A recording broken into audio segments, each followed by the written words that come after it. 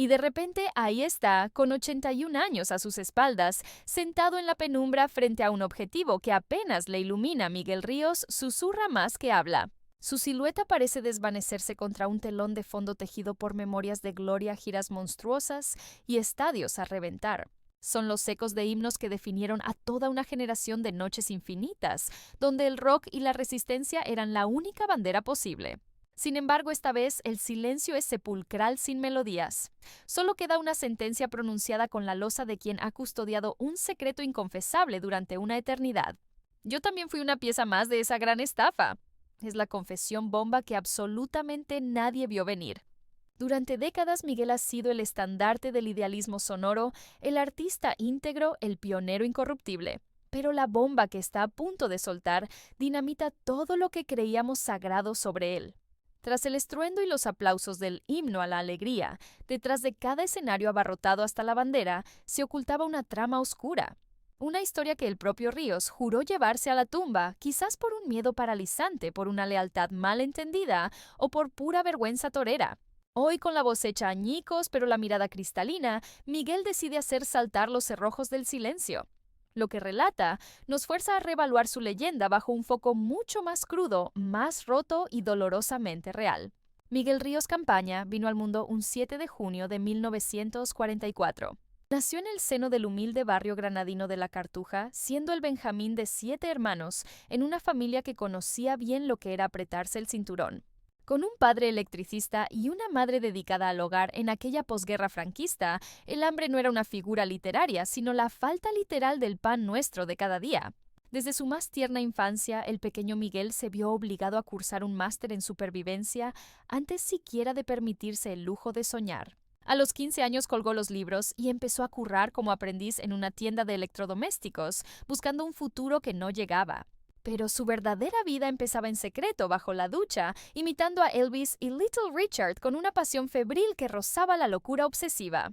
Por aquel entonces, Granada era un callejón sin salida para un chaval con alma de rockero, pero él tenía algo más potente que el simple talento. Tenía un hambre voraz. Hambre de destrozar el silencio impuesto de ser libre en una nación donde tararear cierta música podía costarte muy caro. En 1961, siendo apenas un crío de 17 años, se largó a Madrid. Allí arrancó una travesía brutal y solitaria por el desierto del asfalto. Malvivía en pensiones de mala muerte tiritando de frío y cantando por 4 perras en cualquier antro que le abriera la puerta.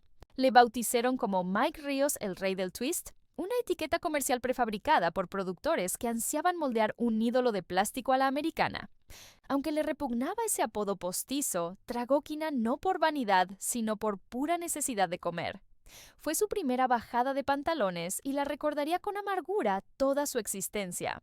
El estrellato llegó a la velocidad del rayo, pero venía manchado. Las discográficas lo manejaban como a un títere, imponiéndole temas infumables y contratos leoninos. Publicaban su música sin pedirle permiso. Su cara empapelaba los kioscos mientras él no tenía ni pajolera idea de cuánto dinero generaba cada vinilo vendido. Se había convertido en una marioneta de lujo dentro de un engranaje que despreciaba al artista y solo veneraba el producto de consumo.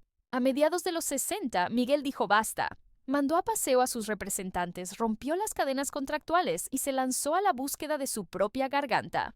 Fue en ese instante cuando entendió que el rock no era solo farándula, sino un arma cargada de crítica social. Ansiaba gritar sobre la censura, la alienación y esa España gris que dolía en el alma y que nadie se atrevía a mostrar en la tele. El punto de no retorno fue El Río, un tema que la censura tachó de subversivo. Pero lejos de hundirse en la miseria, Miguel salió reforzado del golpe.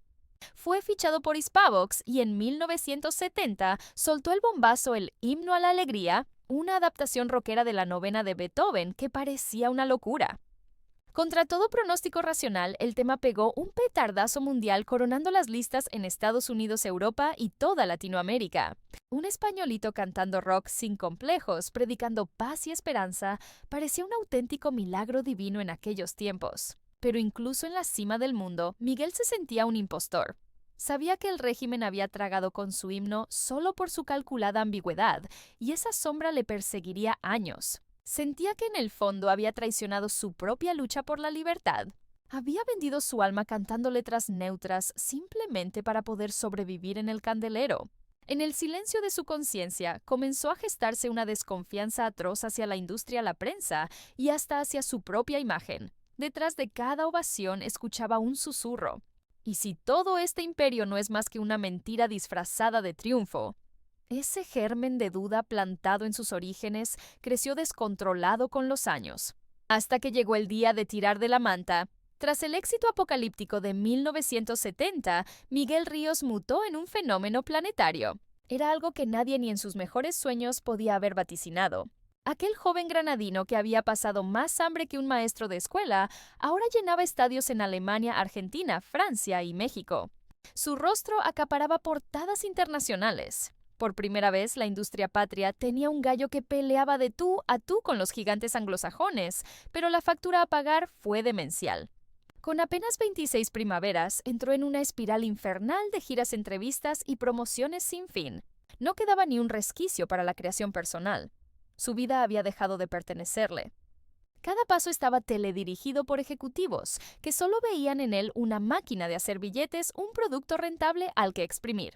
Le imponían los músicos que le acompañaban, el repertorio que debía tocar e incluso las opiniones que tenía que vomitar en las entrevistas. Miguel el rebelde, que soñaba con dinamitar el sistema, se vio atrapado en la cárcel más grande de todas, la despiadada maquinaria del éxito comercial. Corría el año 1972 cuando la desgracia llamó a su puerta de la forma más abrupta. Fue detenido en la isla de Mallorca, acusado de tenencia de sustancias ilícitas. El rumor corrió como la pólvora mucho más rápido de lo esperado, y pronto las portadas de la prensa más amarillista lo dibujaron como un ídolo con pies de barro, un artista pervertido por los vicios. A pesar de que la cantidad incautada era irrisoria y era un secreto a voces que aquello formaba parte de la rutina de muchos artistas de aquel entonces, el sistema decidió actuar. Las autoridades pertinentes no dudaron en utilizar su figura pública y su caso particular para lanzar una advertencia severa y ejemplarizante al resto de la juventud rebelde. Sin embargo, el frío de las esposas no dolió tanto como el vacío posterior. La soledad se hizo palpable cuando aquellos que decían ser sus amigos se esfumaron del mapa. Grandes personalidades de la farándula, que días antes le reían las gracias y buscaban su favor, optaron por un silencio cómplice, o peor aún, se sumaron al linchamiento público. Fue una lección dura para Miguel, quien entendió a la fuerza que en el negocio del espectáculo, la fidelidad tiene la misma fecha de caducidad que el último número 1 en ventas. Allí, aislado entre 4 muros grises, sin los aplausos de los fans, sin focos deslumbrantes y sin su guitarra, tuvo que mirarse al espejo y preguntarse qué estaba haciendo con su don. Se cuestionaba si había vendido su alma por un contrato discográfico, si había callado verdades demasiado tiempo camuflando su rebeldía con canciones pop inofensivas y comerciales. Eventualmente recuperó su libertad física, pero algo en su interior se había fracturado de manera irreversible. La inocencia se había perdido tras las rejas. Al intentar regresar al ruedo mediático, buscó reinventarse grabando álbumes con mucha más carga emocional y protesta, como el disco Memorias de un ser humano. No obstante, los ejecutivos de la industria le dieron la espalda. No buscaban profundidad ni filosofía, sino otro éxito pegadizo para las masas. Ante este panorama, Miguel se volvió un hombre desconfiado y decidió apartarse de los grandes focos por una temporada, mientras su vida personal se desmoronaba lentamente. Las grietas en su matrimonio eran cada vez más evidentes, debido a la presión externa y la distancia, provocando que apenas tuviera contacto con su propia hija. Pasaba las noches en vela componiendo sin parar para luego tirar todo a la basura, y en las entrevistas se mostraba con un tono mordaz, casi resentido con el mundo. Aquella sonrisa característica del rey del ritmo se había borrado, dejando paso a un rictus de seriedad y preocupación constante. Llegado el año 1976, con España en plena ebullición política, recibió la propuesta de unirse a una gira legendaria con Serrat, Víctor Manuel y Ana Belén. Era la unión del rock y la canción de autor por una causa común, la libertad. Vio ahí la chance perfecta para redimirse y cantar con un mensaje real. Aceptó el reto, aunque con cierto temor, pues era consciente de que muchos compañeros de cartel lo consideraban un producto ligero, un estigma que cargaría por décadas. Fue en el transcurso de esos conciertos cuando una charla casual se transformó en uno de los momentos más impactantes de su trayectoria. Un joven seguidor se le acercó entre bastidores y le soltó una verdad incómoda. Tu música me despertó, pero luego te quedaste mudo. Pensé que el sistema te había amordazado. Aquellas palabras dichas desde la decepción de un fan se le clavaron en el pecho más profundo que cualquier crítica de periódico. Miguel no supo qué responder en ese instante, pero esa noche, en la soledad de su camerino, confesó en su diario: «Me callé por pánico a perder lo poco que me quedaba». En ese instante de lucidez, comprendió que su adversario más formidable no era la dictadura, ni los directivos de la discográfica, ni la prensa.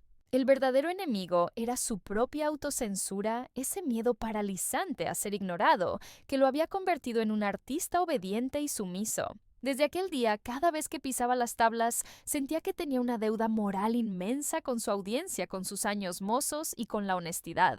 Y era una cuenta pendiente que le costaría más de 40 años terminar de pagar por completo ante su público. Con el paso de las décadas, Miguel Ríos no solo coleccionó discos de oro y ovaciones interminables. También acumuló cicatrices, algunas físicas, como el desgaste de su voz tras años de giras, y otras en el alma mucho más complejas de sanar. La sombra más grande que lo perseguía era el terror absoluto a caer en el olvido, a dejar de ser relevante. Durante la década de los 80, mientras el país festejaba la libertad y la movida traía nuevos aires, él peleaba con uñas y dientes para no quedar obsoleto. Lanzó trabajos icónicos como Rock en el Ruedo y el Rock de una noche de verano, logrando abarrotar plazas y estadios una vez más. Sin embargo, la crítica siempre lo medía con la vara de su viejo himno, recordándole constantemente un pasado del que no lograba despegarse. El éxito masivo se transformó en una jaula dorada, provocándole una ansiedad asfixiante minutos antes de cada actuación. No se trataba de miedo escénico convencional, sino de un vacío existencial, la sensación de ser un impostor en su propio show. Le llegó a confesar a un íntimo amigo que, previo a salir a escena, rogaba para que ocurriera un desastre y se cancelara todo solo para poder desaparecer del mapa un rato. En el plano más íntimo, las consecuencias fueron catastróficas y desgarradoras para su estabilidad emocional. Su relación matrimonial se extinguió sin hacer ruido, sumándose a la lista de pérdidas silenciosas de su biografía. Miguel siempre fue hermético con su vida privada, blindando sus sentimientos incluso ante sus allegados más cercanos. Solía afirmar que sus letras eran su confesionario, pero llegó un punto en que sentía que cantaba para la nostalgia ajena y no para su propia alma. A finales de los 90, tomó una determinación que dejó helada a la industria musical, anunció su retiro definitivo de los directos. Alegó que necesitaba un descanso para reencontrarse, aunque la realidad detrás de esa decisión era mucho más cruda y triste. Estaba quemado por dentro, agotado de espíritu. La música que antes era su medicina, ahora era la fuente de su dolor. Durante ese periodo de aislamiento se hundió en un pozo depresivo del que pocos supieron. Se encerraba durante semanas enteras en su casa, ignorando el teléfono y dejando que su guitarra acumulara polvo en un rincón. Su alimentación era un desastre absoluto y el insomnio su único compañero fiel. Intentó plasmar sus vivencias en unas memorias, pero apenas logró garabatear un par de folios antes de rendirse por completo. «Me niego a auditar mi existencia como si fuese un triste expediente administrativo», plasmó con rabia en una cuartilla que segundos después acabó hecha pedazos en la papelera. Aunque le llovían cheques y propuestas de retorno, él las declinaba sistemáticamente una tras otra. No fue hasta el año 2004 cuando dio su brazo a torcer para liderar Miguel Ríos y las estrellas del rock latino, una colaboración intergeneracional con sangre nueva. Aquella inyección de adrenalina funcionó, es cierto, pero fue solo un espejismo pasajero, una tregua breve en su guerra interna. Pisar de nuevo las tablas le devolvió el aliento vital, pero al mismo tiempo despertó a esos viejos demonios y fantasmas que dormían en la oscuridad de su mente. Un miembro de su equipo técnico reveló tiempo después un detalle escalofriante. En la soledad del camerino, Miguel pasaba largos minutos con la mirada perdida en la nada, sumido en un silencio sepulcral. «Siento que habito en un limbo entre dos dimensiones», me confesó en una ocasión, atrapado entre el ídolo que fui y el hombre que ya no soy, y siento que ninguna de las dos partes me acepta del todo. En sus últimas apariciones mediáticas, el granadino ha dejado caer sutilmente que existieron instantes de oscuridad absoluta donde barajó seriamente la posibilidad de marcharse para no volver jamás. No buscaba un final estruendoso al estilo de las leyendas malditas del rock, matizó sino algo discreto, como quien simplemente apaga el interruptor de la luz y se desvanece en la penumbra sin despedirse. Sin embargo, un hilo invisible lo mantenía atado a este mundo. No era una obligación con sus fans ni con las discográficas, sino una cuenta pendiente con su propia conciencia. Se trataba de una confesión que había callado durante décadas, una verdad amarga que solo ahora a sus 81 años ha tenido el valor de liberar. Actualmente Miguel reside en una vivienda austera en los alrededores de Granada, refugiado entre montañas de literatura, viejos vinilos y recuerdos enmarcados que cubren los muros. A pesar de cargar con 81 inviernos a sus espaldas, todavía conserva en la mirada ese destello rebelde que lo convirtió en un icono inmortal durante la década de los 70. Quizás sus pasos sean más pesados y su voz haya ganado profundidad y ronquera, pero su intelecto sigue tan afilado como un bisturí. Ya no le interesa llenar estadios ni medirse con los chavales de ahora. Su única meta es entender. Hace poco nos dejó a todos boquiabiertos al comunicar un retorno que nadie veía venir, una gira bautizada Un largo tiempo, con un repertorio de composiciones nacidas desde la experiencia despojadas de maquillaje y trucos comerciales. Piezas crudas como La estirpe de Caín o La noche de la ira resonaron como aullidos que llegaron con retraso, gritos que no tuvieron espacio en su juventud y que ahora soltó a bocajarro sin filtros ni temores. Fue una serie de conciertos humilde en dimensiones pero gigantesca en emoción, diseñada no para idolatrar a la estrella, sino para prestar atención a la persona que habita detrás. Las ovaciones quizás no rompían los tímpanos, pero calaban en los huesos por su honestidad. En una grabación reciente para un documental, Miguel solicitó detener el rodaje unos instantes. Clavó sus ojos en el periodista y con un tono de voz que apenas contenía el temblor de la emoción, soltó la bomba. Durante los años 70 hubo un recital específico que definió mi trayectoria para siempre. El mundo entero lo celebró como un triunfo, pero yo sabía que era un fraude sobre las tablas. Interpretaba un tema que me obligaron a cantar, mientras mis entrañas gritaban una letra distinta que jamás me permitieron registrar. Hizo una pausa dramática. Y tragué con ello no solo por la presión externa, sino porque el pánico me paralizó y ese mismo miedo ha sido mi sombra desde aquel maldito día. Era la primera vez que reconocí ante el mundo que una de sus noches más legendarias, la que supuestamente cimentó su estatus global, fue una farsa sentimental. No por la calidad sonora, sino porque él mismo decidió amordazarse. Aquel himno, que las masas coreaban con euforia, representaba para él una derrota privada devastadora.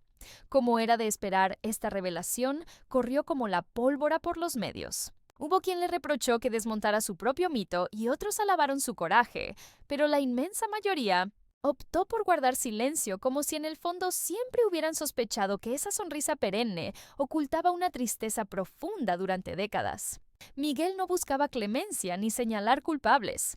Su único objetivo al final del camino era recuperar la propiedad de su propia voz. A día de hoy recibe a jóvenes talentos que lo ven como un mentor. A veces solo escucha en silencio, otras veces les regala una perla de sabiduría. Jamás pongáis precio a vuestra canción más honesta. Esa os pertenece solo a vosotros. Y tras decirlo, vuelve a acariciar su guitarra. Está solo, sí, pero por primera vez en mucho tiempo, respira en paz. Miguel Ríos nunca pretendió la santidad ni aspiró a ella. Fue simplemente un hombre con ambiciones desmedidas, terrores abismales y silencios que pesaban mucho más que cualquier instrumento. Su vida artística no fue una autopista directa al éxito, sino una montaña rusa vertiginosa, llena de principios traicionados, ovaciones que escocían y melodías que murieron en un cajón. Y pese a todo, siguió adelante aunque tuviera que morderse la lengua, aunque la duda lo carcomiera, aunque se sintiera un extraño dentro de su propia leyenda. Esta confesión tardía no demuele su legado, al contrario lo completa. Nos demuestra que hasta los dioses del escenario tienen grietas, zonas oscuras y arrepentimientos que querrían borrar, y eso, lejos de empequeñecerlos, los hace dolorosamente humanos. Pero llegados a este punto, debemos preguntarnos, ¿qué cuota de culpa cargamos nosotros como sociedad en esos silencios impuestos? ¿Quién levantó los barrotes de esa jaula de oro donde Miguel dejó de cantar su verdad? ¿Cuántos artistas actuales están atrapados en esa rueda de hámster? Adaptarse, agachar la cabeza, callar y finalmente olvidar la razón por la que empezaron. En una era que demanda triunfos instantáneos, viralidad y corrección política, ¿queda algún rincón para la duda, para los matices o para un silencio que sea honesto? Miguel Ríos, con sus 81 años y la garganta curtida por 1000 batallas, nos ha puesto un espejo delante. Y la imagen no es solo la suya, es la de todos los que alguna vez decidimos mirar hacia otro lado, mientras alguien ya fuera en un estadio o en la soledad de su hogar, perdía poco a poco su esencia. ¿Será posible que logremos superar los errores pasados y hacerlo mucho mejor ahora?